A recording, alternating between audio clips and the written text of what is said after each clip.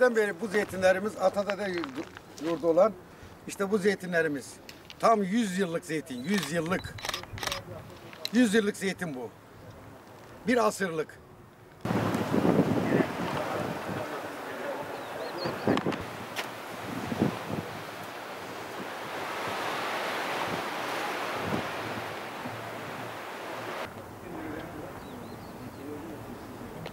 Şimdi efendim bizim ormanla ilgili evet elbette sıkıntımız var. Çok büyük sıkıntılarımız var.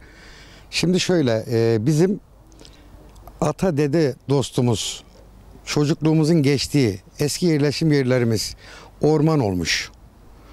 Ve ormanda vatandaşlar işte zeytin dikmiş. Orası da bir orman. Zeytin de bir orman.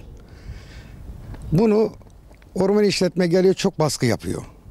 İşte burayı bize devredeceksiniz. Sizi ağaçlandıramazsınız. Bu ağaçlandırma 20 yıl önce, 50 yıl önce ağaçlandırma yapılmış. Zeytin dikilmiş. Vatandaş oranın orman olduğunu bilmiyor. Atadede yurdu diyor.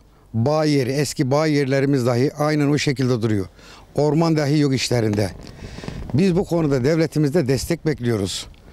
Vatandaşlarımız bu konuda çok mağduriyet yaşıyor. Bizim vatandaşlarımız sadece şunu diyor. Devletimiz niye bizim yanımızda durmuyor?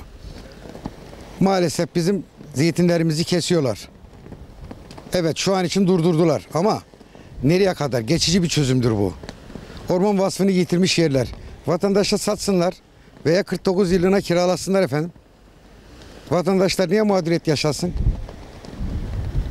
Bizim vatandaşlarımız, köylülerimiz bu konuda çok tedirginler. Her zaman aynı keza. TOKİ bölümüne gelince, TOKİ bölümünde de aidatlarımız aşırı yüksek. Emekli maaşı adam 15 bin lira emekli maaşı alıyor. Bir tane de çocuk oku diyor. Bu çocuk okuttuğu zaman aidatını veriyor. Artı çevre düzenlemesi diye bir para alıyorlar bizde. Sıcak su parası diye ayrı alıyorlar. Çevre düzenlemesi parası ayrı alıyorlar. Çevre düzenlemesi parasını aldınız. Helal hoş olsun ama ağaçlarımız kurudu maalesef. TOKİ'deki ağaçlar da kurudu. 50 yıllık, 60 yıllık zeytinlerimiz de vatandaş kesti. O çözüm değil. Geçici olarak durdurdular. Ormaniye geldi. Bize dedi ki ne yazı vereceksiniz. Biz buraya kullanmıyoruz diye. İnsaf ya. 100 yıllık dedemizin yerini, babamızın yerini. Ben orada doğdum. İlkokula orada gittim. Bana diyor ki ne sen buraya terk edeceksin. Biz bu memleketin çocuğuyuz. Bu memleketin taşına toprağına sahip çıkan vatandaşız. O zaman devletimiz de bize sahip çıksın lütfen bir zahmet.